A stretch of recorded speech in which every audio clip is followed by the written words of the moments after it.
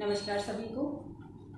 आज हम बात करेंगे अस्थमैटिक प्रॉब्लम पे कि अगर जिसको अस्थमैटिक प्रॉब्लम हो जाती है या जिसको ऐसे माहौल में रह रहा है कि जहाँ अस्थमा होने के चांसेस हैं, तो उन सब प्रॉब्लम से किस तरीके से बचा जा सकता है, आज हम इसी पे चर्चा करेंगे थोड़ा सा।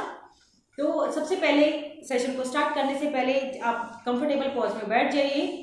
जैसे आपको कंफर्टेबल लगे आप पद्मासन लगाइए, दोनों पैरों को क्रॉस करते हुए, या फिर आप अर्ध पद्मासन लगाइए। अर्ध पद्मासन सबसे इजी मोड में बैठा जा सकता है कि आप सिर्फ एक पैर ऊपर कर लीजिए और दूसरा पैर घुटने के नीचे लगा लीजिए। ये आपको सपोर्ट देने के लिए रहेगा।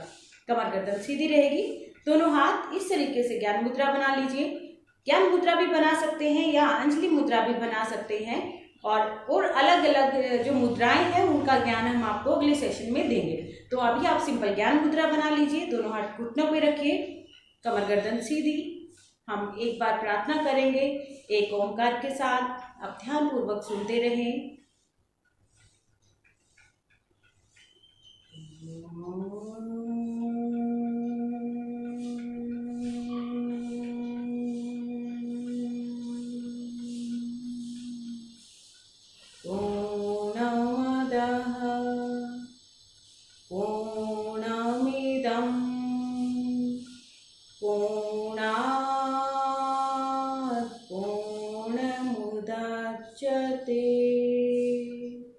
पूर्णस्य पूर्णमादाय पूर्णमेवावशिष्यते। ओम शांति शांति शांति।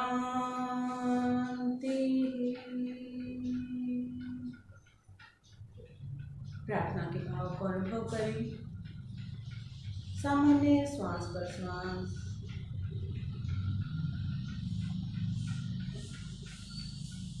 अपने इष्ट देव को नमस्कार करें।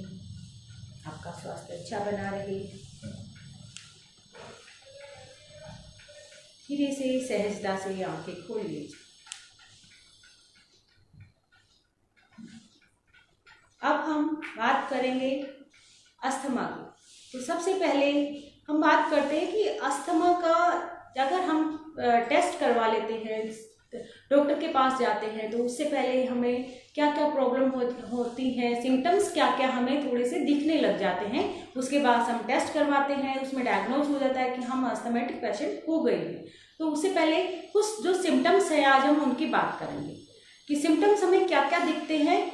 जैसे कि सबसे जो पहला जो मेन है कि वो इनहेलेशन एक्सहेलेशन में या सांस लेने और सांस छोड़ने में प्रॉब्लम आने लग जाती है।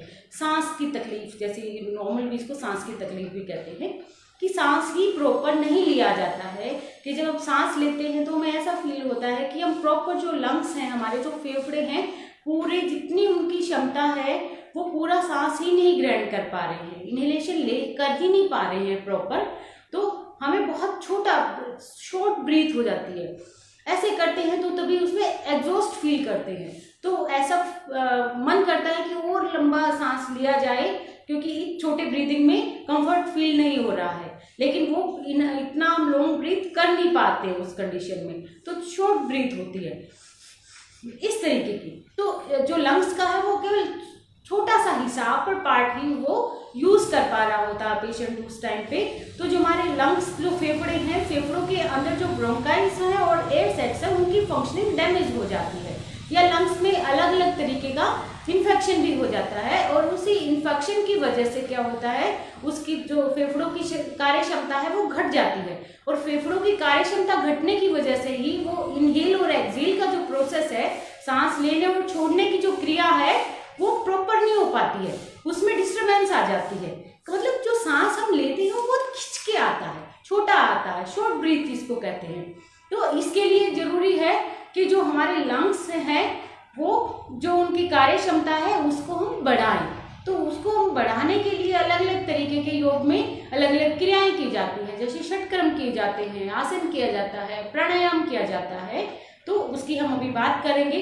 तो सब यही था कि जो हमारे सिम्टम्स हैं उनकी सांस लेने और छोड़ने में पेशेंट को दिक्कत होने लग जाती है, और सांस लेने और छोड़ने में जब वो जोर से वो सांस लेने की जब कोशिश करता है बार बार इसी तरीके से, तो वही आगे चलकर उसको हाई बीपी की प्रॉब्लम होने जाती है। हाइपरटेंशन में वो चीज़ें उसके साथ ऐड हो जाती है। पहले उसको अस्थमेटिक प्रॉब्लम थी और उसको धीरे धीरे लंबे टाइम से, अगर कई साल से वो उसके साथ सर्वाइव करता रहता है अस्थमा के साथ साथ, तो उसको हाइपरटेंशन भी हो जाती है, क्योंकि वो जब बहुत ज़्यादा फोर्स के साथ सांस लेने की कोशिश करता है तो वो हार्ट पे प्रेशर पड़ना शुरू हो जाता है।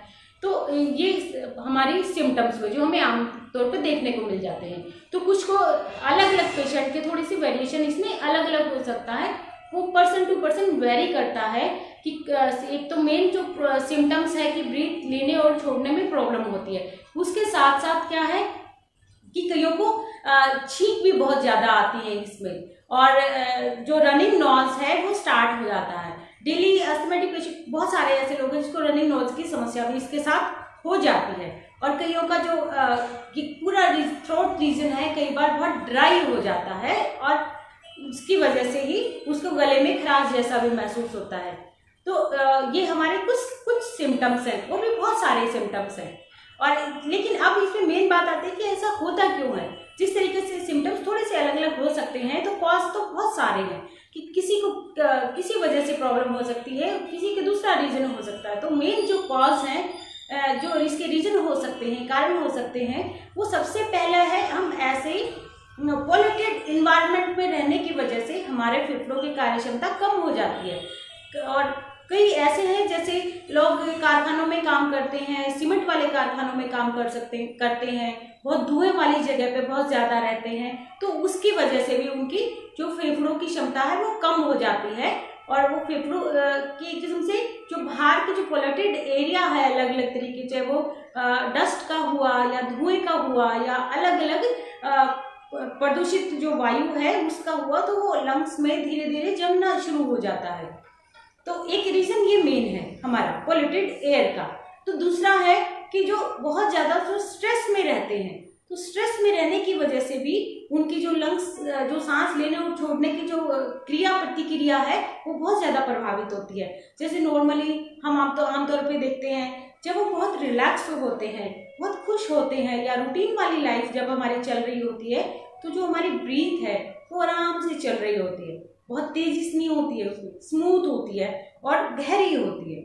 लगभग जो जितना रिलैक्स हम होते हैं तो उस समय हमारी लोअर ब्रीथ जो हमारी एब्डोमिनल ब्रीथ है वो चलती है, मतलब हम पेट से सांस ले रहे होते हैं। एग्जैक्ट पेट से सांस नहीं आता, लेकिन हमें फील होता है। उसका मतलब है कि हम पूरे लंग्स को गहराई तक, लोअर लोब तक उसका यूज कर पा रहे हैं, क्योंकि जब डायफ्राम नीचे की तरफ जाता है तो हमें ऐसा लगता है कि पेट बाहर की तरफ आ रहा है, लेकिन एक्चुअल में सांस सिर्फ फेफड़ों से ही लेते हैं, पेट से महसूस होता है। तो जितना हम रिलैक्स होते हैं इतना गहराई से गहरा सांस आता है, और जितना हम एग्जॉस्ट फील करते हैं, हम परेशान होते हैं, टेंशन में होते हैं, गहरी चिंता में होते हैं, या कोई ऐसा कोई ट्रॉमा हो जाता है, उसकी वजह से उस कंडीशन में जो ब्रीथ है, या जैसे हम गुस्से में होते हैं कभी, तो उस समय क्या होता है हमारी शॉर्ट ब्रीथ चल रही होती है, बस इतना ही, वो छोटा सांस, तो लंग्स का जो अपर पार्ट है केवल वही यूज हो रहा होता है।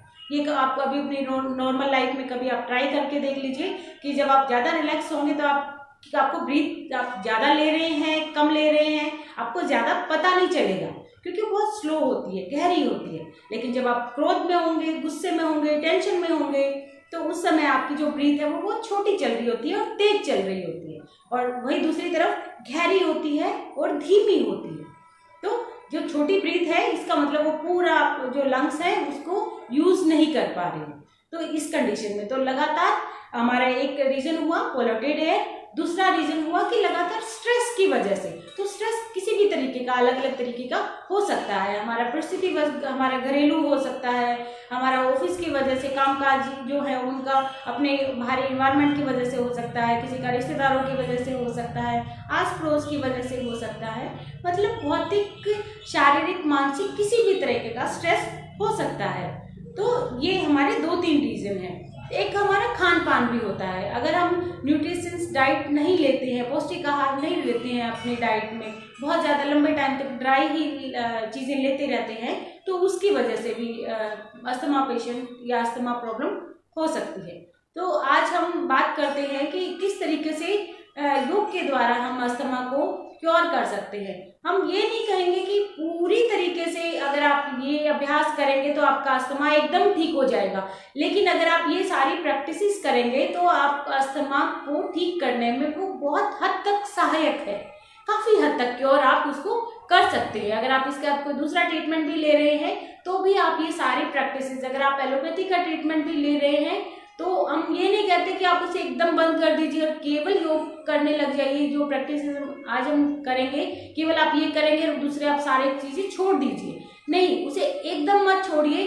आप अपना रेगुलर प्रैक्टिस, योगिक प्रैक्टिस रेगुलर कीजिए, और जब आप ये प्रैक्टिस रेगुलर करेंगे, जब इनका इम्पैक्ट धीरे धीरे आने लग जाएगा तो धीरे धीरे जो आपके एलोपैथिक चल रही है तो उसको धीरे धीरे आप कम कर सकते हैं। तो उसे एकदम बंद मत कीजिएगा, इसका इम्पैक्ट अभी आने दीजिए, उसके साथ साथ बंद कीजिए। तो सबसे पहले हम योगिक मैनेजमेंट की बात करें कि हम क्या करेंगे, पेशेंट को क्या करवाएंगे। तो उससे पहले ये सारी चीज़ शुरू करने से पहले एक और इम्पोर्टेंट मैं बात आपको बताना चाहूँगी। कोई अस्थमैटिक पेशेंट है वो हमारे साथ कर सकता है अभ्यास, लेकिन करने में कोई दिक्कत नहीं है, पर पेशेंट क्या मिस्टेक क्या कर रहा है उसको आइडेंटिफाई करना, उसको करेक्ट करना, फेसबुक या ऑनलाइन अलग अलग जो माध्यम है हमारे, उनके द्वारा एकदम करेक्ट करना पॉसिबल नहीं है। तो सबसे पहले वो सिर्फ आपकी नॉलेज के लिए, इंफॉर्मेशन के लिए है कि आप योग के द्वारा ही अपने आप को ठीक कर सकते हैं।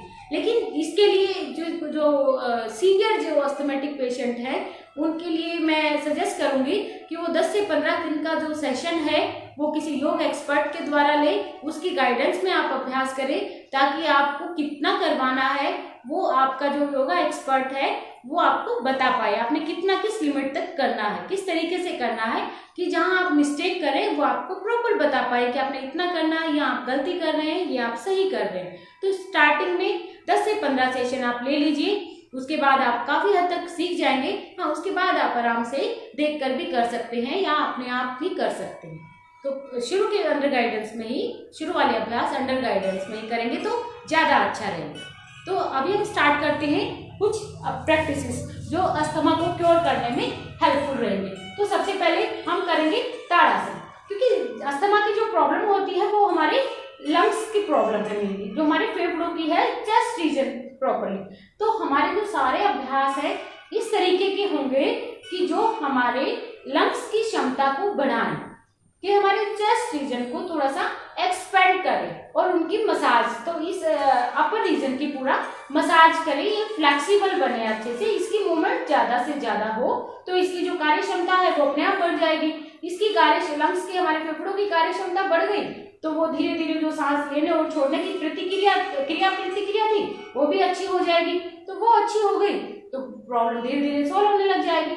तो सबसे पहले हम करते हैं ताड़ासन। ताड़ासन में हमने क्या करना है, सीधा बिल्कुल दोनों हाथों को कमर के साथ रखते हुए खड़ा होना है, और शुरू में हल्का सा दोनों पैरों के बीच में 4 उंगली का गैप करें। 4 उंगली का गैप इसलिए ताकि एक तो हिप की अलाइनमेंट के लिए और ऊपर से आपको बैलेंस बनाने के लिए आसानी रहेगी, इसलिए हम खड़े होंगे। तो इस तरीके से समस्थिति में खड़े होंगे, दोनों हाथ सामने लाते हुए फिंगर लॉक करेंगे, हाथ ऊपर और दोनों हाथ कानों के साथ ले जाएं। इसमें जरूरी है अगर किसी को बहुत ज्यादा वेट, अगर बहुत ज्यादा है, ओबेस है और बैलेंस बनाने में दिक्कत हो रही है, या कई बार जो प्रेग्नेंट लेडीज होती हैं उनको भी अस्थमा प्रॉब्लम हो सकती है, तो इस कंडीशन में अगर थोड़ा सा भी डर लगता है कि बैलेंस बनाने में दिक्कत होगी तो प्लीज अपनी एड़ियां ना उठाएं। तो आप जो नॉर्मल है, केवल अस्थमा पेशेंट है, तो वो अपनी धीरे धीरे एड़ियां उठा सकते हैं। और एक चीज और ध्यान रखनी है, किसी भी क्रिया प्रतिक्रिया या कोई भी आसन में, कोई भी यौगिक अभ्यास जो हम करेंगे तो किसी में आपने सांस थोड़ा सा भी नहीं रोकना है, अपनी सामान्य श्वास प्रश्वास चलती रहनी चाहिए। सांस लेते रहें, सांस छोड़ते रहें, और सामने किसी भी एक बिंदु पे अपना ध्यान एकाग्र करें, लगातार देखते रहें उसे।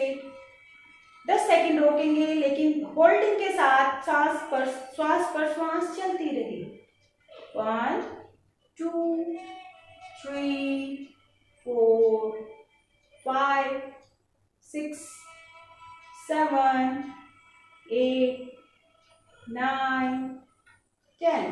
धीरे धीरे एरिया नीचे लाएंगे, हाथ नीचे, दोनों हाथ खोल देंगे एंड रिलैक्स। अस्थमा पेशेंट के लिए एक चीज और विशेष तौर पे ध्यान देने वाली है कि जो भी अभ्यास हम करेंगे हम बहुत तेजी से नहीं करेंगे, आराम से ठहराव के साथ करेंगे। और एक प्रैक्टिस के बाद दूसरे प्रैक्टिस में आने के बीच में जो गैप है उसे थोड़ा सा 5 से 10 सेकंड का गैप लेंगे, ताकि उनकी श्वास प्रश्वास बिल्कुल सामान्य ही रहे, उनके लंग्स पे कोई एक्स्ट्रा प्रेशर ना पड़े। अगर बहुत तेजी से अभ्यास करेंगे तो सांस प्रश्वास जो है वो बहुत तेज हो जाती है, तो धीरे धीरे करेंगे। 2-3 बार गहरा लंबा सांस लेंगे,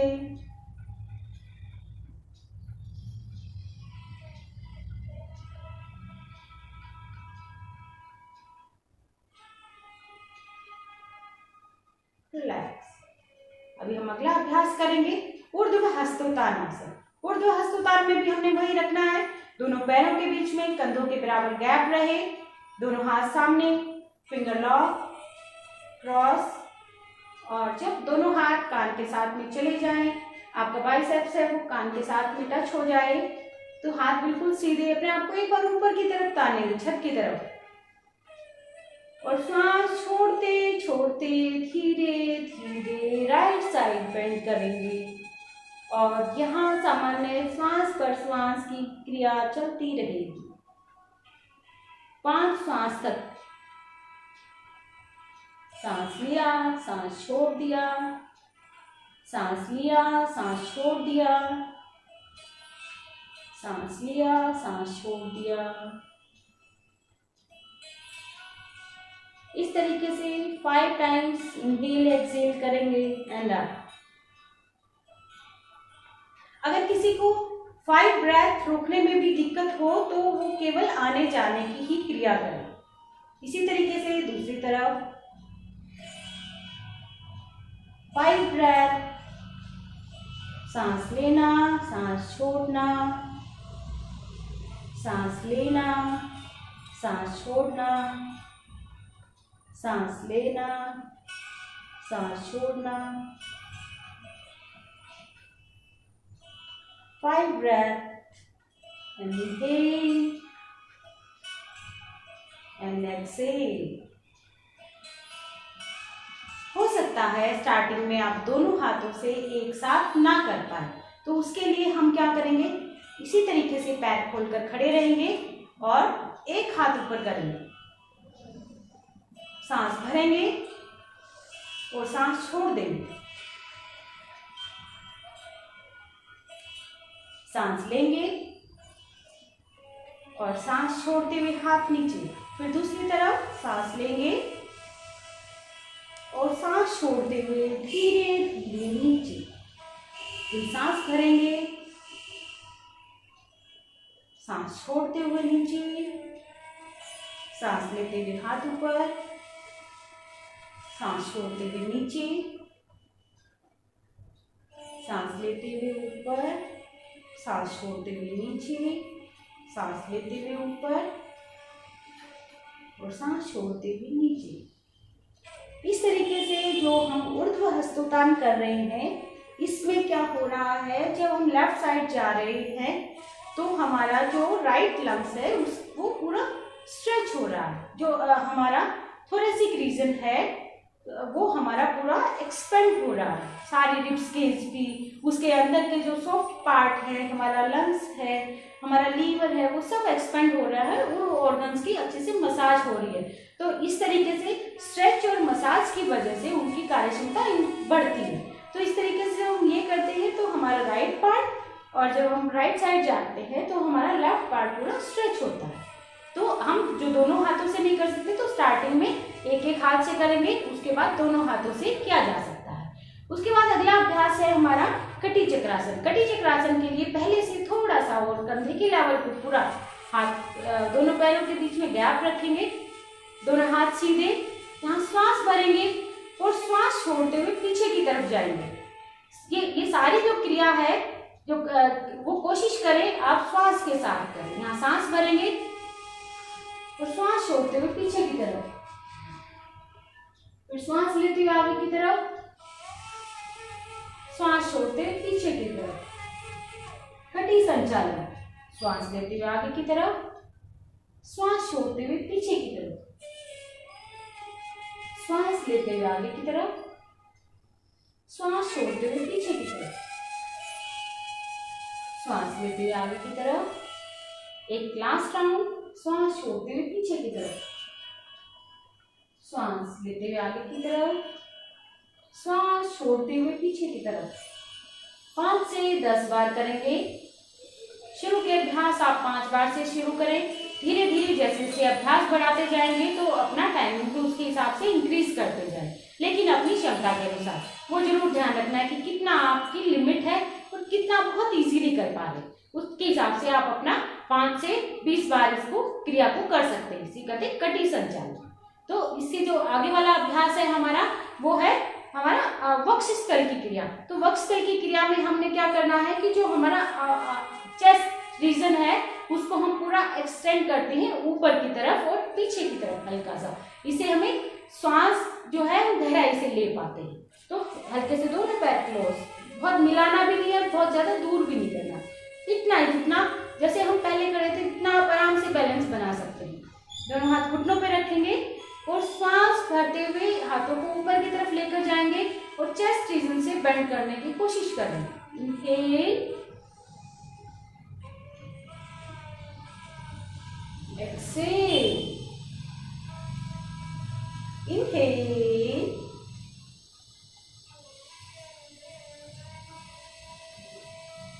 एक्सेल। इसी तरीके से ध्यान से साइड से भी देख लीजिए। इनहेल,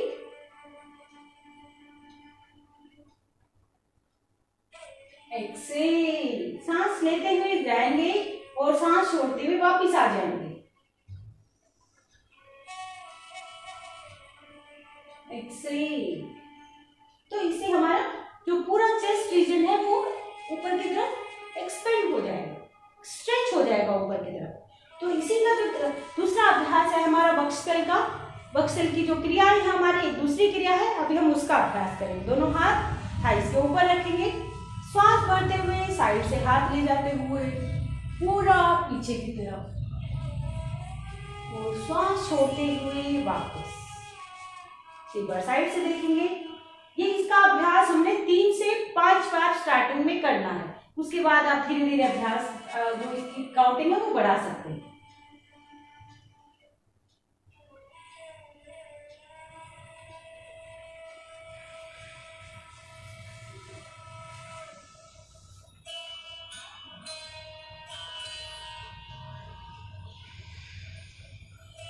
इस तरीके से हम अभ्यास करते हैं।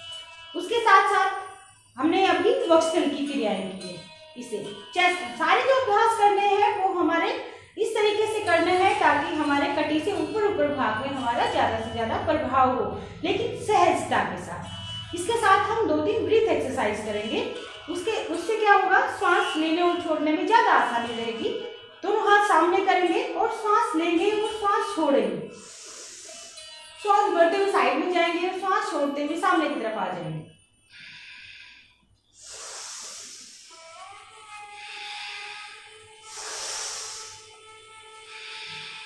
पांच से 10 बार शुरू में हम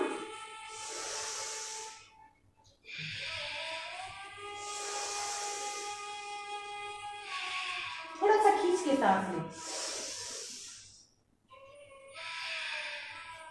इसी तरीके से ऊपर की तरफ हथेलियों का रुख बाहर की तरफ रहेगा। हल्की सी चिन अप एंड एक्सेल। सांस लेते हुए ऊपर, सांस छोड़ते हुए नीचे।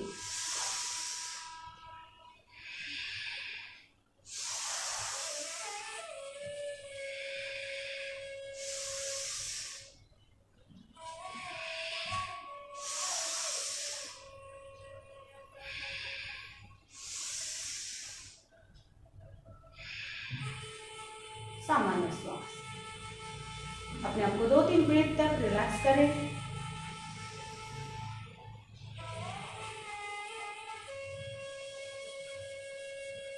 सामान्य श्वास, सामान्य इनहेल, एक्सहेल।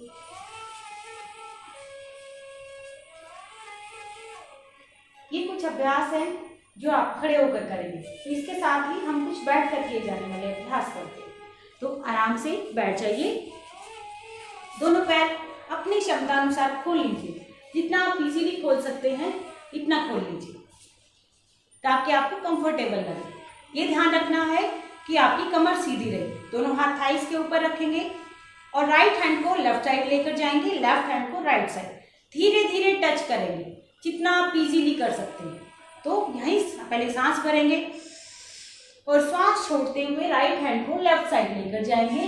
और इसमें क्या है, अगर बहुत ज़्यादा अस्थमैटिक प्रॉब्लम है, एक्यूट है, तो पूरा नीचे की तरफ ज़्यादा प्रेशर ना डाल के हम सामान्य ट्विस्ट करेंगे और सांस लेते हुए बीच में और सांस छोड़ते हुए साइड में। हाथ को पूरा पीछे की तरफ ले जाएं। इस तरीके से 5 से 10 बार शुरू में कर सकते हैं और उसके साथ साथ आप समय के साथ आप बढ़ा भी सकते हैं। 4, exhale, inhale, exhale, exhale, inhale, exhale, inhale, exhale. सांस लेते हुए बीच में, सांस छोड़ते हुए साइड में। Inhale, exhale, inhale, exhale and inhale. Centre में आते हैं। इस तरीके से आप ऑल्टरनेट टो टच आपने करना है। मेरुदंड को पूरा दाएं बाएं घुमाना है। इससे आपके पूरा थोरेसिक रीजन जो है, थोरेसिक रीजन, लंबर रीजन और कॉक्सिक्स रीजन पूरा ट्विस्टिंग अच्छे से हो पाएगा। तो इसके साथ साथ जो हमारा अगला अभ्यास है वो हम करेंगे वक्रासन। जैसे हमने ऑल्टरनेट टो टच कर लिया है तो वक्रासन करने में हमें थोड़ा सा आसानी रहेगी। पैर को मोड़ेंगे दाएं। इसमें क्या है, याद रखने के लिए सबसे आसान होता है, जो पैर हमारा सीधा है उसी हाथ को हमें घुमाना होता है। तो पहले दाएं पैर को मोड़ा, घुटने के पास रख लें बिल्कुल, और ये इंश्योर करें कि जो आपका थाई रीजन है वो पेट के साथ लगा रहे। और फिर जो पैर सीधा है उसी हाथ को हम ऊपर से घुमाएंगे और धीरे से पैर के साइड में रखेंगे। पैर को आप अपने एंकल को पकड़ सकते हैं और धीरे से हाथ को पीछे ले जाएं। कमर सीधी रखें। श्वास पर श्वास की क्रिया प्रतिक्रिया चलती रहे। रोकना नहीं है श्वास को बिल्कुल भी। तो शुरू में आप केवल 10 काउंटिंग तक ही रोकें या 5 ब्रीथ तक। धीरे से वापस आए दूसरी तरफ। इसी तरीके से दूसरी तरफ करेंगे। पहले पेट को साथ में रखें। श्वास भरते हुए हाथ को ऊपर से घुमाएं, टखने से पकड़ें और बाएं हाथ को पीछे ले रखें। कमर गर्दन सीधी। श्वास पर श्वास क्रिया चलती रहती है।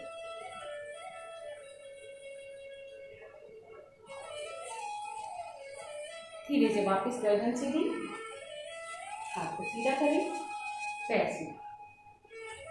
ये हमारा वक्रासन। वक्रासन करने से क्या होगा, पूरी ट्विस्टिंग होगी तो कहीं ब्लॉकेज, कोई दबाव होगा तो वो रिलीज हो जाएगा। तो इसके साथ ही हमारा जो दूसरा अभ्यास है, बहुत इजी अभ्यास करना है। अगर वक्रासन करते हुए पूरा वक्रासन नहीं कर पाते हैं, यहाँ तक नहीं पकड़ा जाता है, शुरू में आपका पंजा नहीं पकड़ा जाता है या आपका एंकल भी नहीं पकड़ा जाता है, तो इसी को, जो पैर सीधा है, इसको यहाँ रखेंगे और इसको यहाँ से पकड़ लें। इतना भी कर लेंगे तो भी सही है। यहाँ पकड़ते हुए इसको घुटने के ऊपर से पकड़े और इसको अपोजिट साइड प्रेस करें, जो पैर सीधा है उसी तरफ, और पीछे ले जाए। अगर आप पीछे रख सकते हैं तो ये कर लें इस तरीके से। ये इसकी वेरिएशन है, आप ऐसा कर सकते हैं।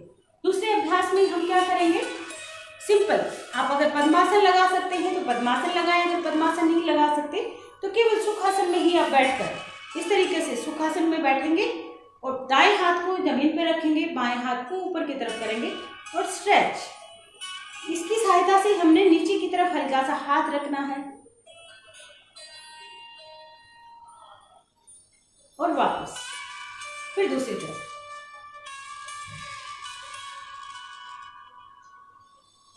इस तरीके से। बस ये ध्यान रखें, जब आप राइट साइड जा रहे हैं तो आपका लेफ्ट बटक जमीन से उठे ना, दोनों हिप जमीन पे लगे रहेंगे। रिलैक्स। इससे भी जैसे हमने खड़े होकर ऊर्ध्व हस्तोत्तान की क्रिया की थी, उसी तरीके से ये हम आराम से ये बैठकर भी इस तरीके से क्रिया कर सकते हैं। तो इसके ये हमारी कुछ प्रैक्टिसेस बैठ कर थी। तो इसके साथ ही कुछ और अभ्यास है, जैसे ऊर्ध्व हस्तोत्तान। ऊर्ध्व हस्तोत्तान में हम क्या करते हैं, पैरों को पीछे ले जाकर और इस तरीके से बैठ जाते हैं। तो जो ऐसे नहीं बैठ सकते वो सिंपल वज्रासन में भी ऊर्ध्व हस्तोत्तान कर सकते हैं। तो इस तरीके से बैठ जाएं, घुटने खोलें थोड़ा सा और दोनों हाथ सामने ऊपर करें। दाएं हाथ को बाएं कंधे के पास और बाएं हाथ को दाएं कंधे के पास रखें। दोनों कंधे पंख की तरह फैला दें बाहर की तरफ। कमर गर्दन सीधी रहे। हल्का हल्का श्वास पर श्वास करते रहें। पूरा कमर में ऐसा खिंचाव, पूरा ऐसा खिंचाव भी नहीं दें कि आर्च बन जाए। कमर गर्दन नॉर्मल सामान्य ही रहे, इरेक्ट ही रहे।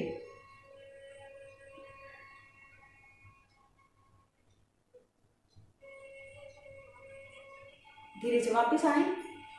इससे पहले जो हमने क्रिया की थी 1 बाय 1 लेफ्ट साइड और राइट साइड बेंड करते हुए, उसमें हमारा एक एक पार्ट ज्यादा मूव कर रहा था। तो उसके बाद हम जब ये ऊर्ध्व हस्तोत्तान करते हैं तो पूरा चेस्ट रीजन एक साथ एक्सपेंड होता है, तो दोनों लंग्स एक साथ उनकी फंक्शनिंग इम्प्रूव होती है। तो ऊर्ध्व हस्तोत्तान हम खड़े होकर भी कर सकते हैं। और ये उत्तान मंडूक, अभी हमने किया उत्तान मंडूक। इसके जो अगला अभ्यास है हमारा गोमुखासन।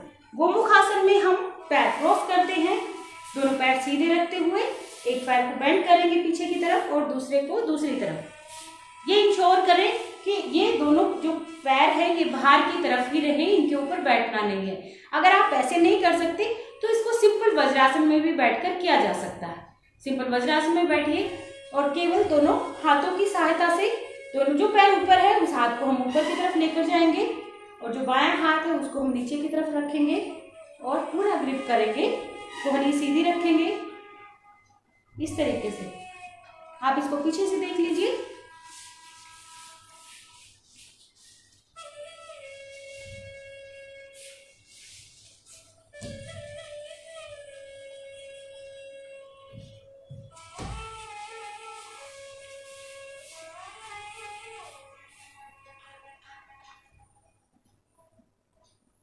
कमर गर्दन सीधी रहेगी।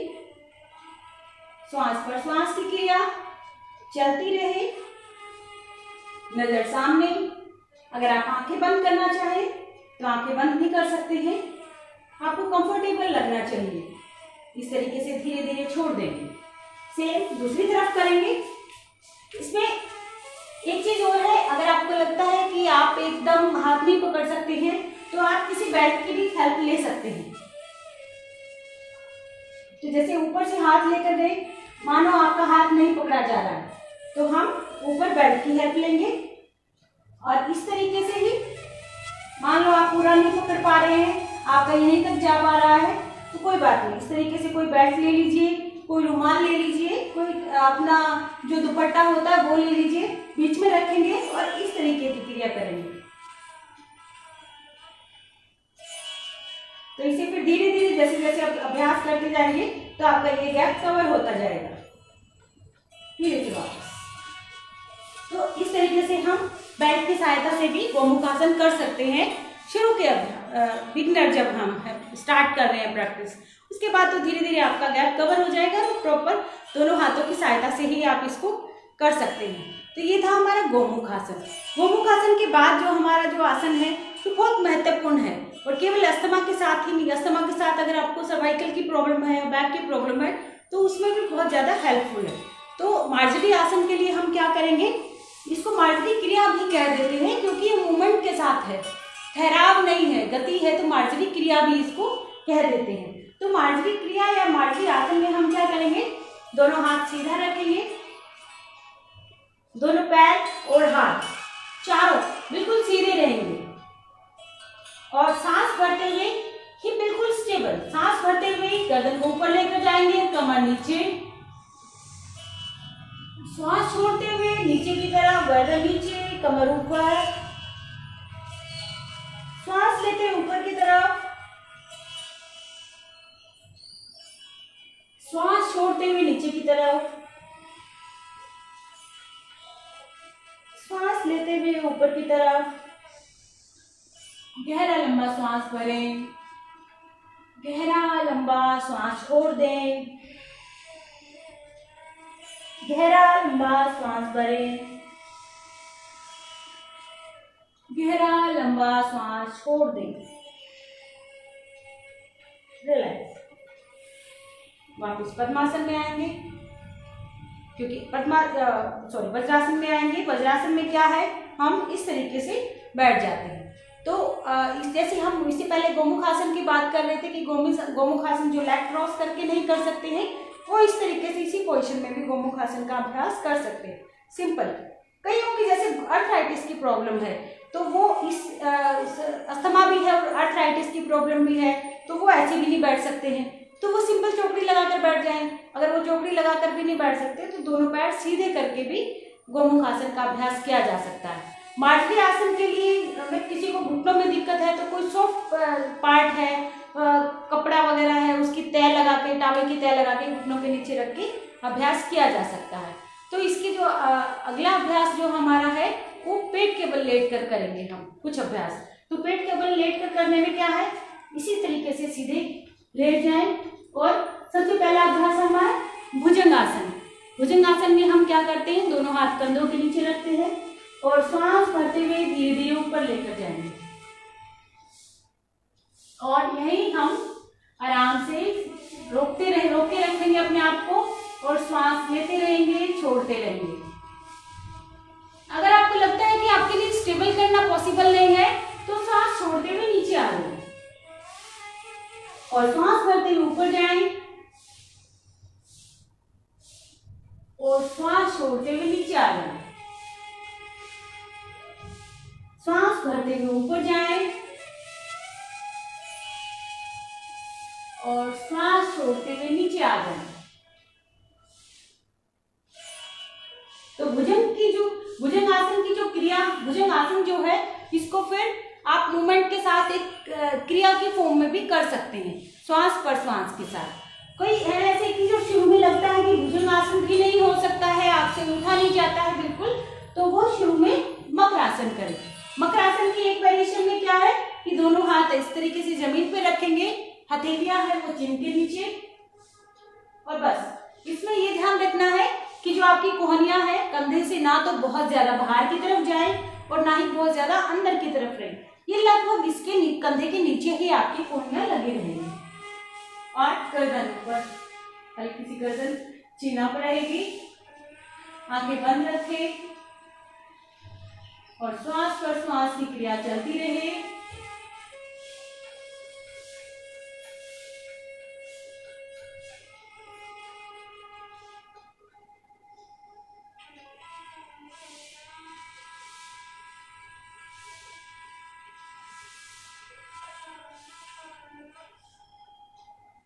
रिलैक्स।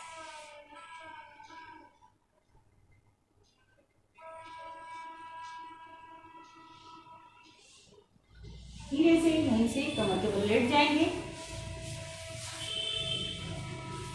कमर के बल लेटकर ऐसे अभ्यास ही करेंगे जो बहुत ही सरल होंगे।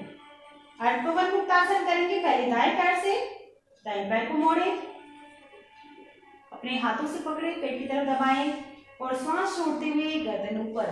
अगर गर्दन में दर्द है, सर्वाइकल की कोई प्रॉब्लम है तो सिंपल इतना ही करना है, गर्दन नहीं उठानी है।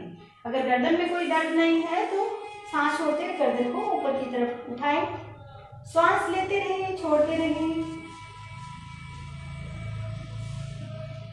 फिर वापस आ जाएं। तो दूसरे पैर से इसी तरीके से एक एक करके ही करना है। श्वास छोड़ते हुए ऊपर की तरफ,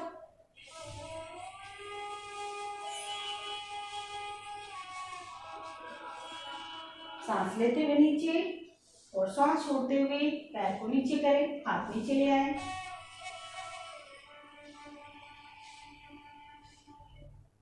ये हमारे कुछ अभ्यास थे आसन के, सूक्ष्म क्रियाओं के।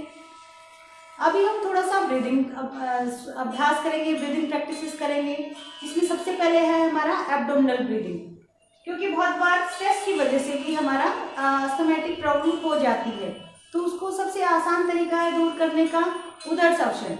उदर श्वसन में हम क्या करते हैं, पेट से श्वास लेने का अभ्यास करते हैं। पेट को जब हम सांस लेंगे तो पेट को ऊपर की तरफ फुलाएंगे और सांस छोड़ते हुए पेट को नीचे की तरफ लाएंगे।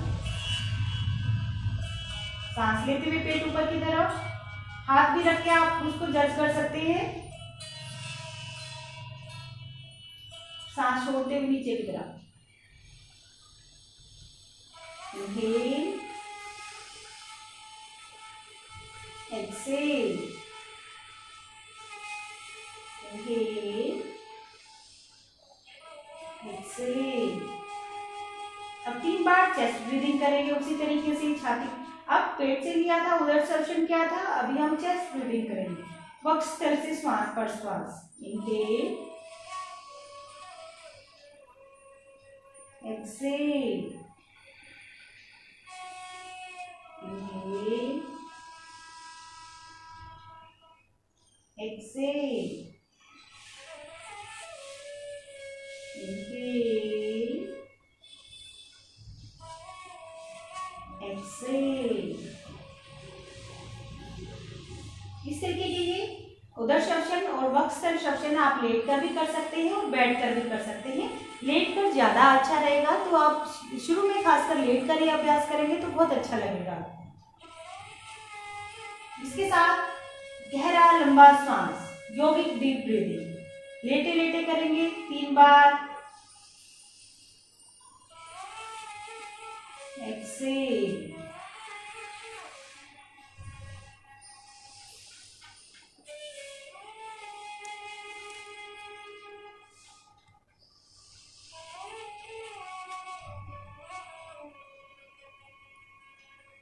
यहीं से बाईं करवट लेकर बैठ जाइए। यहीं से बाईं करवट लेंगे, दाएं हाथ का सहारा लेते हुए उठकर बैठ जाइए। ये कुछ आसन थे, क्रियाएं थी।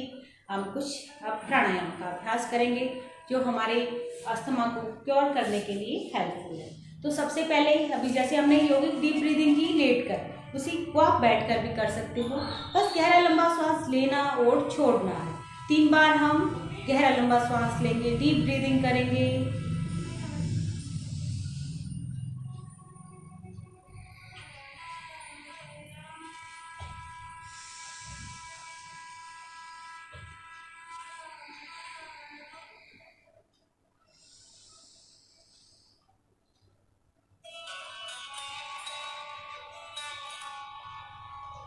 इसके बाद अनुलोम विलोम। ये आप अभ्यास जितना आपके पास समय है उसके हिसाब से 5 मिनट से शुरू करके 10 मिनट तक आप कर सकते हैं हर एक प्राणायाम का अभ्यास।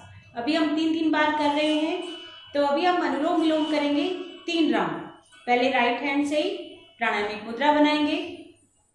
एक बार सांस लेंगे, सांस छोड़ देंगे, दाएं नासिका को बंद करेंगे, बाईं नासिका से श्वास भरें और बाईं नासिका को बंद करते हुए दाएं नासिका से श्वास छोड़ दें। फिर दाईं नासिका से श्वास भरें, बाईं नासिका से श्वास छोड़ दें। फिर बाईं से भरें, दाएं से छोड़ दें, दाएं से भरें, बाएं से छोड़ दें, हाथ नीचे। कोशिश करना है कि हम जब, क्योंकि अनुलोम विलोम बाईं नासिका से शुरू करते हैं, तो जब आप फिनिश करें तो बाईं नासिका से ही पूरा करके, एक्सेल करके, प्रश्वास करके अपना फिनिश करें, राउंड कंप्लीट करें। इसके आगे हम करेंगे भ्रामरी प्राणायाम। भ्रामरी प्राणायाम बहुत ज़्यादा जरूरी है। अगर आपको स्ट्रेस रहता है, ब्रीदिंग स्लो है, तो आपको नर्वस सिस्टम को, आपके हार्ट जो आपका सर्कुलेटरी सिस्टम है उसके लिए, और आपका जो रेस्पिरेटरी सिस्टम है उसको बैलेंस करने के लिए भ्रामरी प्राणायाम बहुत जरूरी है। तो भ्रामरी प्राणायाम में हम क्या करते हैं, दोनों इंडेक्स फिंगर को हम आंखों पे लगाते हैं, एक उंगली को नासिका के पास और एक को होठों के पास, और अंगूठे को हम पूरा कान में। इससे हमारी सेंसेस है उनको हम बंद करते हैं इस षणमुखी मुद्रा के द्वारा। और 3 बार नाक से श्वास लेंगे और नाक से ही प्रश्वास करेंगे। मतलब सांस लेना और श्वास छोड़ना दोनों ही नाक से होंगे, और सांस सामान्य लेंगे और एक्सेल करते हुए मकार ध्वनि का उच्चारण करेंगे 3 बार। कोशिश करें कानों को अच्छे से बंद करें, बाहर की जो ध्वनियां हैं वो ना सुनकर केवल नाद ध्वनि, जो अपने अंदर उत्पन्न ध्वनि है उसको ही सुनना है।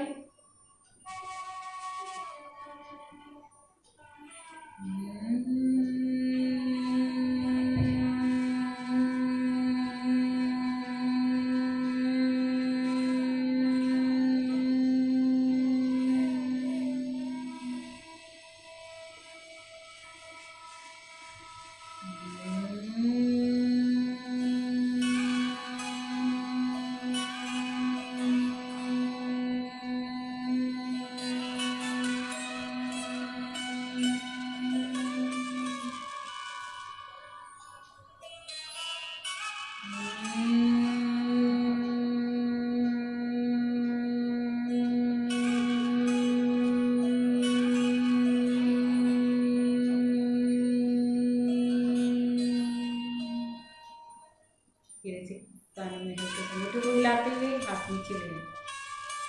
अगर किसी को षणमुखी मुद्रा बनाकर रखने में लंबे टाइम तक दिक्कत होती है हाथों में, तो वो दोनों हाथों को घुटनों पे रखकर भी भ्रामरी प्राणायाम का अभ्यास कर सकते हैं। दोनों हाथों को घुटनों पे रखें, श्वास भरें नाक से,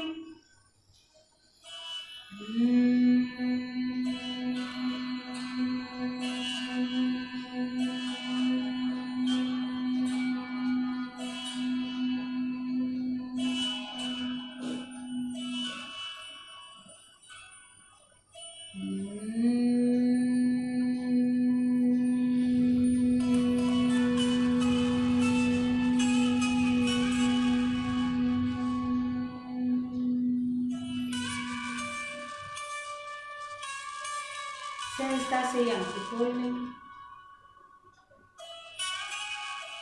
तो भ्रामरी प्राणायाम का अभ्यास षणमुखी मुद्रा के साथ भी किया जा सकता है, और बिना षणमुखी मुद्रा के भी आप भ्रामरी प्राणायाम का अभ्यास कर सकते हैं।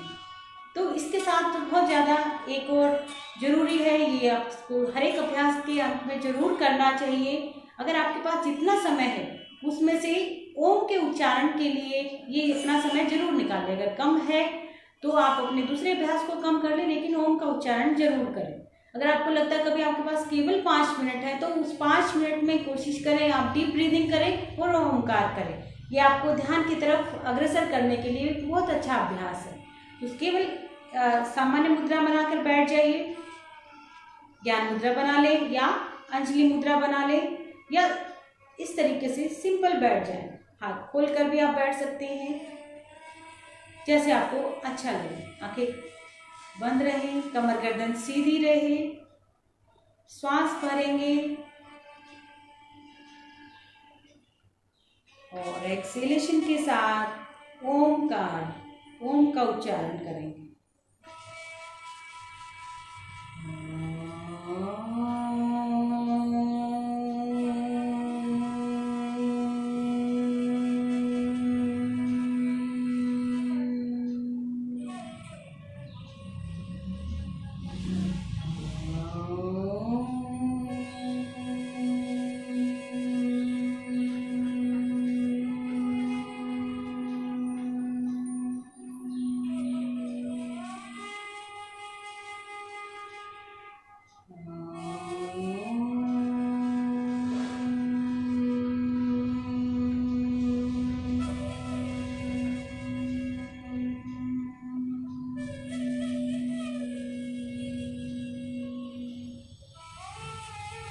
प्रार्थना मुद्रा में ले आए।